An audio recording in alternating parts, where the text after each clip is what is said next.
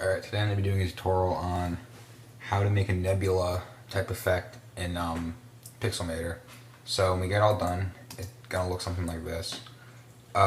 Before I begin, I just want to talk about, I'm going to be doing a lot of Pixelmator tutorials in the future, and they're going to range from beginner ones like my previous one to a little bit more complicated, and then, you know, progressively getting more complex. This one's pretty simple, but it's pretty cool.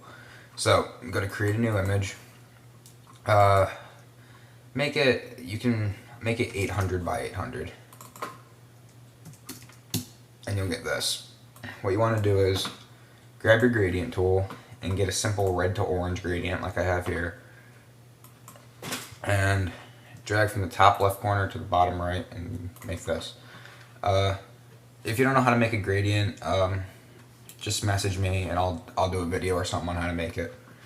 Add a new layer. Oh, and name the first one here Nebula Color, because it'll be the color of the nebula. The second one here, name it Nebula Clouds, because it's going to give the nebula that like sort of cloudy look. Go up to Filter, Generator, Clouds. Set the primary color for black, and the secondary color here, make it transparent. Click OK, and you'll see you have like this kind of foggy reddish orange thing. Add another layer, and you're going to want a gradient that's just black, transparent. And I don't have one here, so I'm just going to take this one, drag that color stop out, and I believe, yeah, this last one's transparent. Click OK, and now I have a black to transparent gradient. Alright, so now with this black to transparent gradient, click in the top left hand corner, hold down shift, and drag it out.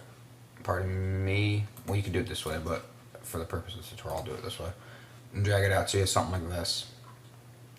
After that, you want to set the blending mode on this to overlay. And you'll see how you have sort of like a space effect in the background and your clouds coming over it. Add a new layer and name it Nebula Color 2.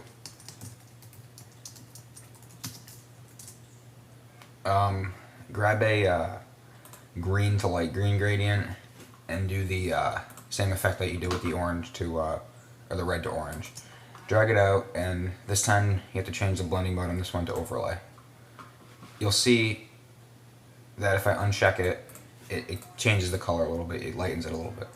Add a new layer, and go to Generators, Clouds. Set the primary color to black, and the secondary color to transparent. There you go. And send the blending mode on those clouds to overlay. You'll see that it creates two levels of brightness on clouds. Add another layer, and name this one Stars. Now, for this part, you're going to have to create a brush if you already have one.